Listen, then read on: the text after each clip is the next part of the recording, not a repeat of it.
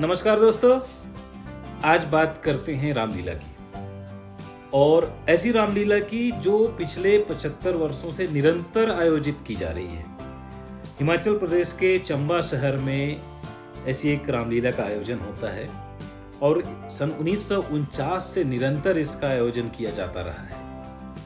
हमें अवसर मिला कि लीला का आस्वादन करें और हम भी पहुंच गए चंबा। पृष्ठभूमि यह रही कि हमारे एक सहकर्मी इस रामलीला में कलाकार हैं, वो भरत जी का अभिनय करते हैं और उन्होंने हमें आमंत्रित किया कि हम आकर इस रामलीला का आस्वादन करें। और मित्रों, हम पहुंच गए रामलीला देखने। इस रामलीला की खास बात यह है कि इसमें चंबा शहर के प्रतिष्ठित परिवारों के बच्चे ही अभिनय करते हैं, प्रतिष्ठित परिवारों के सदस्य अभिनय करते हैं और इस रामलीला का पूरा मैनेजमेंट भी इन्हीं परिवारों के द्वारा मिलजुल कर देखा जाता है, रामलीला क्लब चंबा के द्वारा। और हमें जानकारी मिली बाद में कि सन 1949 में लाला संचार चंद महाजन जी ने इस रामलीला की नींव रखी थी। वो कहानी क्या रही आगे आपको ब्लॉग में पता चलेगा, पर मैं आपको इतना बता दूं कि ये कोई ऐसी वैसी रामलीला नहीं है और जो रामलीलाओं की मंचन में और जो गरिमा में उसका क्षय हुआ, ऐसा बिल्कुल भी नहीं। इतनी सुंदर, इतनी भव्य, इतनी दिव्य रामलीला कि आप देखकर आनंदित हो जाएंगे और अच्छे परिवारों के लोग, प्रतिष्ठित परिवारों के लोग इसको देखने आते हैं, बैठते हैं, देखते हैं, खुलकर दान देते हैं और आनंद उठाते हैं। तो दोस्तों, इसमें कोई व्यावसायिक कलाकार नहीं है, जैसा मैंने आपको बताया। ये सारे घरों के बच्चे हैं, सारे परिवार मिलकर रामलीला करते हैं। लेकिन जब आप इस ब्लॉग में इस रामलीला को देखेंगे तो आपको कहना पड़ेगा कि इनके आगे मंजे हुए व्यावसायिक कलाकार कुछ भी नहीं। आइए दोस्तों, आज आनंद लेते हैं चंबा की प्रसिद्ध रामलीला का। जय श्री राम। आरंभ करते हैं।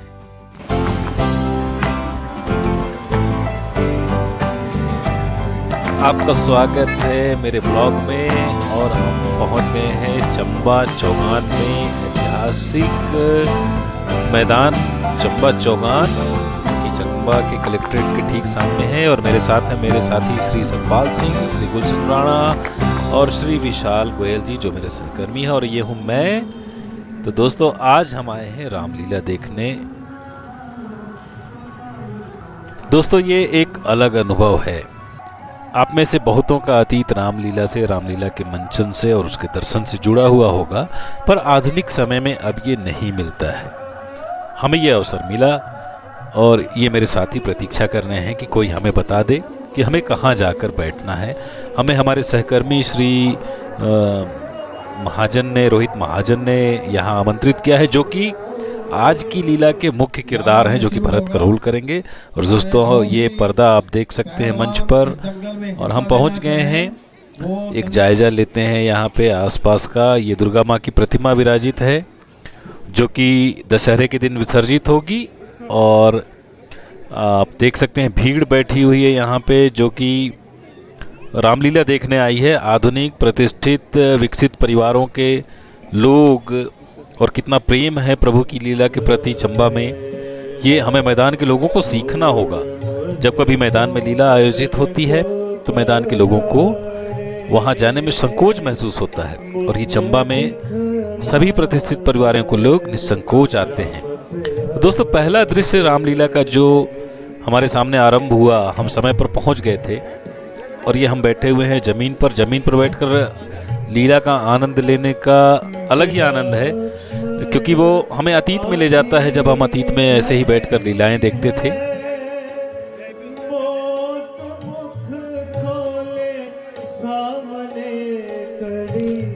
और ये लीला का मंचन आरंभ हो चुका है। आप देख सकते हैं महाराज दशरथ श्री रामचंद्र जी के वन गमन के पश्चात विछोह में, वियोग में, पुत्र वियोग में बेहाल हो रहे हैं, निढाल हो रहे हैं। और ये आज की लीला का आरंभ है। आज हम पूरा प्रारंभ से अंत तक इस लीला का आस्वादन करेंगे, प्रभु का आशीर्वाद लेंगे। दोस्तों, आइए लीला का आस्वादन करें। मेरे राम को नहीं लाए, परंतु उन्होंने उत्तर में यही कहा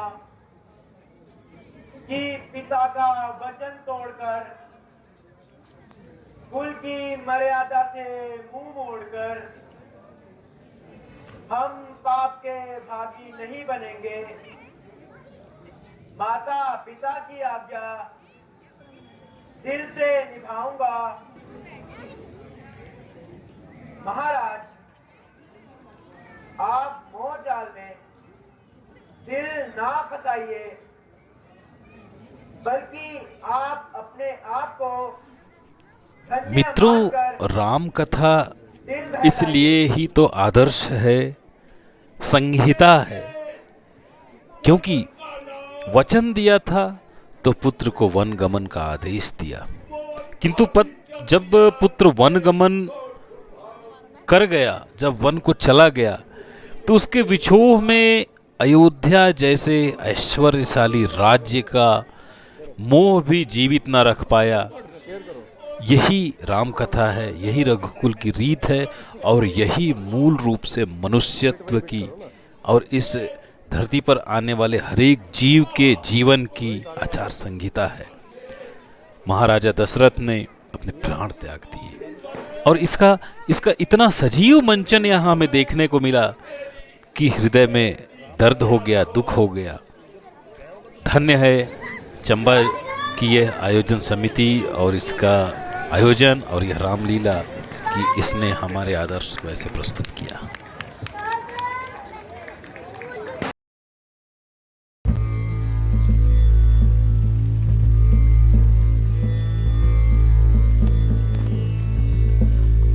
दोस्तों, ये धरा पर कौन शायी है, कौन धरती पर शयन कर रहा है?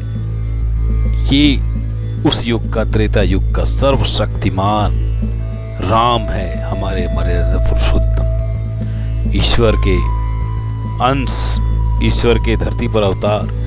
जो चाहते तो उन्हें कभी अयोध्या छोड़नी नहीं पड़ती, किंतु वे फिर कभी मर्यादा पुरुषोत्तम नहीं कहलाते। पिता के दिए हुए वचन का सम्मान करने के लिए भार्या सहित, अनुज सहित सहर्ष वन को चले जाए, वह राम है। जो लोभ से परे हो, जो लालच से परे हो, जो क्रोध से परे हो, जो ईर्ष्या से परे हो, वह राम है।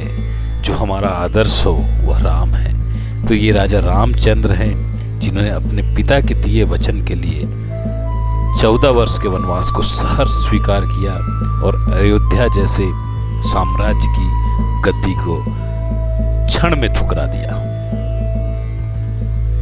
आप यह जो मंच पर कलाकार देख रहे हैं, ये चंबा के प्रतिष्ठित परिवारों के बच्चे हैं, आधुनिक शिक्षा प्राप्त। ये कोई व्यावसायिक कलाकार नहीं है। और ये सामने श्री लाला संसार चंद जी हैं, लाला संसार चंद महाजन, जिन्होंने आज से 75 वर्षों पूर्व इस रामलीला की नींव रखी। लाला जी की संतानें नहीं होती थीं और उन्होंने प्रभु से संकल्प लिया कि प्रभु, यदि आप मुझे संतान देते हैं तो मैं यहाँ लीला का मंचन करूँगा चंबा चौगान में। और कालांतर में संतानों के होने के पहले ही लाला जी ने लीला का मंचन आरंभ कर दिया। यह होता है विश्वास। इस विश्वास पर और उनके संतानें भी हुई, और लाला जी प्रभु के आशीर्वाद से उन्होंने 1949 में उन्होंने इस लीला की नींव रखी। और तब से चंबा के सभी प्रतिष्ठित परिवारों से सदस्य एक परंपरा के अनुसार, एक नियम के अनुसार इस लीला में मंचन में अभिनय करते आ रहे हैं। और ये निश्चित रूप से बहुत ही मीठी बात है, बड़ी सुंदर सी बात है कि यहाँ पे कोई व्यावसायिक कलाकार नहीं है। ये घरों के बच्चे हैं जो कि पढ़े लिखे हैं, जो कि आधुनिक हैं, लेकिन फिर भी वो रामलला के, मर्यादा पुरुषोत्तम के जो उनका जीवन है उसको यहाँ पर सबके सामने प्रस्तुत करते हैं। और ये एक सदी से कह सकते हैं चली आ रही परंपरा है और आगे भी चलती रहेगी। यह हमें ज़रूर इस बात का यकीन है मित्रों, और निश्चित रूप से यह बधाई के पात्र हैं और यह आयोजन समिति धन्य है, यह निश्चित रूप से धन्य है। मित्रों, ये संचालक नरेश महाजन जी जो सूची पढ़ रहे हैं, ये ऐश्वर्य और धन का प्रदर्शन नहीं है, ये प्रभु के श्री चरणों में श्रद्धा सुमनों का अर्पण है। यही हिंदू धर्म है, यही सदाशयता है और यही हमारी परंपरा है। देखते दोस्तों आगे इस लीला में क्या क्या सुंदर दृश्य आते हैं। आनंद उठाते रहिए और भाव विभोर होते रहिए। और भगवान राम जी से प्रार्थना करता हूँ कि इनके परिवार में मंगलमय और सुख शांति बरसे। बोल सियावती रामचंद्र महाराज की। कैसा लगा मित्रों? तो अभी आपने देखा जो इस लीला का आरंभ हुआ वो महाराजा दशरथ के विलाप के साथ हुआ और रामचंद्र जी के वनगमन के पश्चात वो अत्यंत दुखित थे और फिर उन्होंने प्राण त्याग दिए। आपने श्री रामचंद्र जी के वनगमन का दृश्य देखा। आपको एक बात बतलाना चाहूँगा कि रामलीला में प्रतिदिन एक चरित्र को विशेष रूप से चित्रित किया जाता है, विशेष रूप से प्रस्तुत किया जाता है। कभी वो हनुमान जी होते हैं, कभी भरत जी। तो आज का दिन जो था वो हमारे सहकर्मी श्री रोहित महाजन जी का भरत जी के रूप में था। वो भरत का अभिनय करते हैं और पिछले 15 वर्षों से निरंतर ये भरत का अभिनय करते आ रहे हैं। और चंबा की रामलीला के बारे में एक खास बात बता दूं कि यहाँ के परिवार विशेष के लोग विशेष पात्रों के अभिनय करते हैं। जैसे रोहित महाजन जी के परिवार में ही भरत जी का अभिनय करने की परंपरा रही है। उनके ही परिवार से मर्यादा पुरुषोत्तम श्री राम का अभिनय करते हैं। कोई परिवार हनुमान जी का अभिनय करते हैं और ये जिम्मेदारियां बटी हुई हैं और ये 75 वर्षों से ऐसा चला आ रहा है। तो आज विशेष रूप से भरत जी के अभिनय का दिन था और उनका ननिहाल से वापसी का, श्री राम जी के वनगमन की सूचना का और ये सब, इसके साथ उनका फिर वन में वापस जाना, रामचंद्र जी से अयोध्या वापस चलने का आग्रह करना और रामचंद्र जी के ना आ पाने पर उनकी खड़ाऊ लेकर आना और उस खड़ाऊ से को सिंहासन पर रख कर राज करना। तो ये आज का मुख्य विषय था और ये ब्लॉग मैंने 2 भाग में बांट दिया है क्योंकि ये बहुत लंबा है और मैं ये तय नहीं कर पा रहा था, निश्चित नहीं कर पा रहा था कि कौन सा भाग छोड़ूं और कौन सा भाग रखूं। तो मित्रों मैंने इसे 2 भाग में बनाया है। तो पहले भाग में आप देखेंगे दशरथ जी का दुख और इसके बाद श्री राम जी का वन में विचरण और श्री राम केवट संवाद, और इसका जो दूसरा भाग है उसमें हम भरत जी का प्रसंग देखेंगे, पूर्ण प्रसंग। तो मित्रों आइए आगे देखते हैं इस लीला को। श्री रामचंद्र जी का केवट के साथ संवाद और श्री राम जी का नदी को पार करना केवट की नाव में। आप आनंद ले रहे होंगे, हमने आनंद लिया, आप भी आनंद लेते रहिए। जय श्री राम।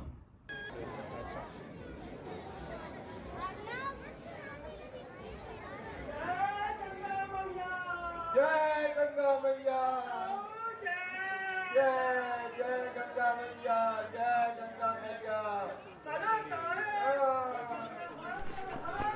इस दृश्य को तो आप सभी पहचानते होंगे। ये प्रभु और केवट के संवाद का प्रसंग है। प्रभु को नदी के उस पार जाना था और केवट तैयार नहीं था। वो कहता था कि आपके चरण पड़ने से हो सकता है मेरी नाव पत्थर की हो जाए। इस कथा में मैं आपको एक बात बताऊं, ये जो केवट का मुख्य किरदार जो निभा रहे हैं ये सज्जन हैं श्री प्रमेश महाजन जी, और ये अमेरिका वासी हैं। ये इन्होंने हिंदुस्तान छोड़ दिया है, इनके बच्चे अमेरिका चले गए हैं और ये अमेरिका में रहते हैं। समर्पण का भाव यह है कि प्रति वर्ष जब भी चंबा की रामलीला का आयोजन होता है तो ये अमेरिका से वापस आते हैं यहाँ केवट का किरदार निभाने। और इनकी भी कथा है, इनके जो परदादा हैं, दादा हैं और पिता हैं वो हनुमान का किरदार निभाते थे, श्री हनुमान का। और इनके परिवार में भी संतानें नहीं होती थी तो इनके पूर्वजों ने, इनके परदादा ने संकल्प किया कि यदि मेरी संतानें होती हैं तो मैं हनुमान का पार्ट अदा करूंगा, पार्ट निभाऊंगा, रोल करूंगा। और फिर इनके यहाँ भी संतानें हुई। अब ये केवट का किरदार करते हैं और ये अमेरिका से यहाँ आते हैं। ये है समर्पण, ये है प्रेम, ये है अपनी मिट्टी से जुड़ाव। दोस्तों और भी बहुत सारी कहानियां हैं, आगे बढ़ते हैं इस लीला में, चंबा की प्रसिद्ध रामलीला। जैसे अहिल्या को तूने तारा, हैया हो हैया हो हैया हो हैया हो हैया हो हैया हो। जैसे अहिल्या को तूने तारा, वैसे हिसारो नैया हमारी, नैया मोरी पार लगा दो। हैया हो हैया हो हैया हो हैया हो हैया हो हैया हो हैया हो हैया हो हैया हो।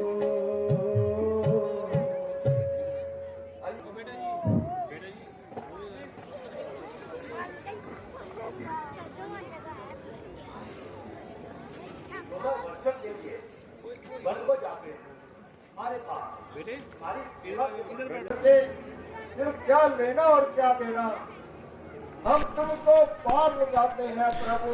दोस्तों अगर कभी एकांत में बैठ जाइए और ध्यान से सोचिए तो आपको खुद एहसास होगा कि इस धरती का, इस दुनिया की, इस दौलत का क्या मतलब है। ये किस काम आएगी? एक दिन आपको चले जाना है। 20 साल, 30 साल, 40 साल, 50 साल बाद अनंत अक्षत कोई नहीं है। तो हमारा लक्ष्य क्या है? हमारा लक्ष्य है मुक्ति। और ईश्वर से जिद करके इस केवट ने वही मुक्ति पाई।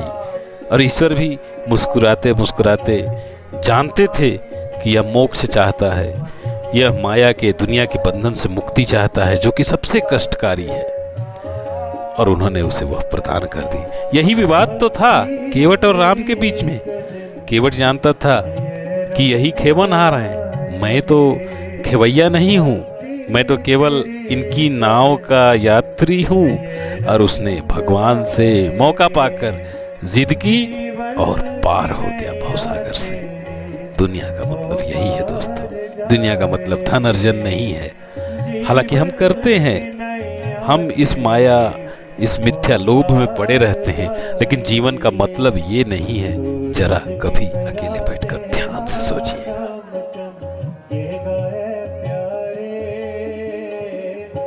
जग से निराला तेरा प्यार,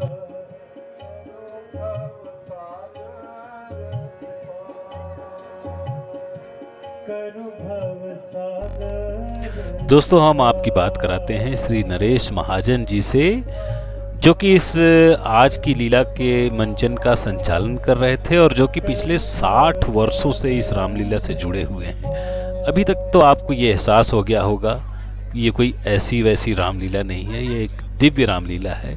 आइए बात करते हैं नरेश महाजन जी से। कितने साल हो गए सर इसको, रामलीला को? ये 1947 से चल रही है। 1947 से चल रही है। और अच्छा, तो इसका ये स्थापना किसने की थी क्लब की? ये अपने स्वर्गीय लाला संसार चंद जी।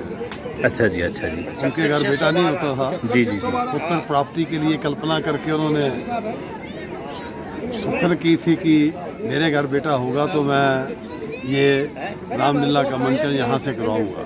जी जी जी। और उसके बाद जी। जब उन्होंने उससे पहले ही इसका मंचन स्टार्ट कर दिया था और उसका सारा खर्चा भी वही खुद वहन करते थे। अच्छा, खुद पूरा? हाँ। और फिर प्रभु की कृपा हुई और उनके घर बेटा हुआ। उसके बाद कंटिन्यू ही ये 1947 से लेकर आज तक ये चली आ रही है। तो अभी भी अध्यक्ष हैं इस मंडली के? अभी तो मैं नहीं हूँ, मैं लगातार 14 साल तक किया है। जी जी। वैसे मुझे इस क्लब से जुड़े हुए लगभग 60 साल से ऊपर हो गए। 60 साल से ऊपर हो गए। तो ये लाला संचार सन जी की फोटो है। हाँ जी, ये लाल ये संस्थापक है हमारे। उन्होंने अपने बेटे का नाम भी सीताराम रखा था। जब उनके बेटा हुआ तो उन्होंने सीताराम नाम रखा था और दूसरे बेटे का नाम रखा था नीलकंठ। अच्छा, पहले बेटे का नाम सीताराम सीताराम रखा और दूसरे का नीलकंठ रखा। तो इसमें जो भाग लेते हैं इस मंडली में ये मतलब यहाँ के स्थानीय वासी ही हैं, लोकल चंबा सारे, सभी लोकल, और उसी और परिवार से सभी- हैं नहीं, जी। वो तो सभी समुदाय के लोग इसमें। अच्छा अच्छा, 45 साल तो हमें हो गए रोल करते। आपको 45 साल था। 45 साल आप कौन सा रोल करते थे? हम करते थे राजा जनक, अच्छा कुंभकर्ण, अच्छा अच्छा, सुखैन जी वैद। जी जी जी जी। बाली का भी किया है, मतलब काफी रोल कर चुके हैं, अभी भी कर रहे हैं, अभी राजा जनक का कर रहे हैं। अच्छा, अभी राजा जनक का। और आप क्या रोल करते थे सर? मैं मैनेजमेंट में ये रहता सेवा- अच्छा, आप हमेशा सेवा ही करते रहे पिछले 60 सालों हूं। हाँ, से। सारी की मैनेजमेंट चलती है। प्रधान रहे, बताया उन्होंने। आप भाई साहब, आपका शुभ नाम? मैं देवेंद्र शर्मा जी। अच्छा जी। म्यूनसिपल और काउंसिलर आप काउंसलर हैं यहाँ पे? नहीं, मैं म्यूनिसिपल काउंसलर भी हूँ जी। और पिछले 5 साल, ऐसे तो काफ़ी टाइम से, लेकिन पिछले 5 सालों से एक्टिवली अच्छा, अच्छा। में हूँ जी। तो आज तो हम लोगों को बहुत आनंद आया इस रामलीला का, और ऐसा लगा कि 35 साल पहले हम चले गए हैं, जब बचपन में जाते थे। और मैं तो कुर्सियों के नाम से मतलब मुझे आनंद नहीं था, और जब नीचे बैठने की जगह मिली तो मुझे बड़ा आनंद आया। तो आप भी इसमें कोई रोल करते रहे हैं? नहीं, एक बार किया था राजा जी का। अच्छा जी, अच्छा जी। नवंबर में। एक बात और, 1988 में हमें अयोध्या से न्योता आया था, अच्छा, अयोध्या यूपी से। गवर्नमेंट से, जी कि हिमाचल में सबसे टॉप की रामलीला कहाँ पर होती है, यहाँ पर डीसी साहब को जी आया जी था जी मैसेज। जी। तो फिर उन्होंने कंफर्म किया, बोले जी। चंबा की रामलीला सबसे टॉप किया। फिर हमने वहाँ पर रोल किया था, रामलीला वहाँ पर की थी। और जी, जी, जी। वहाँ के लोगों ने, मतलब बड़े बड़े कुछ, मतलब काफ़ी रईस लोग भी आए थे, वो हमें एंगेज करने लगे। मतलब हमारा रोल जी, जी। देखकर इतना पसंद आया उनको कि बोले अब बाकी भी कर। मतलब वहाँ पर राम मेला लगता था उस वक्त, जी जी पर काफ़ी स्टेट के रामलीला वाले करते थे। जी जी। तो जो हमने किया ना, सभी को मिलता था आधा घंटा, हमने 1.5 घंटे का। आपने क्या शुभ नाम बताया अपना? मेरा नाम विजय वैद विजय वैद्य जी। जी। और कैसा लगा दोस्तों रामलीला का यह आयोजन मंचन? दिव्य और भव्य लगा? निश्चित रूप से चंबा की रामलीला ऐसी ही है। और जब हम गए थे तो हमें यह आभास नहीं था, पर जब हम वापस आए तो मन में एक दिव्य भाव लेकर आए। और धन्यवाद के पात्र हैं रामलीला क्लब चंबा के कलाकार, आयोजक, सदस्यगण, जिन्होंने वर्षों से यह परंपरा कायम रखी है। और इसका इतिहास तो आपने सुन ही लिया। मित्रों, ब्लॉग यहीं पर रोकता हूं, और इसका दूसरा भाग जो है वो श्री भरत जी पर केंद्रित है। और उस ब्लॉग में आप देखेंगे, इसके दूसरे भाग में श्री राम जी के वनगमन के पश्चात भरत जी जब वापस आते हैं, उन्हें जानकारी मिलती है, वह दुखी होते हैं, क्रोधित होते हैं।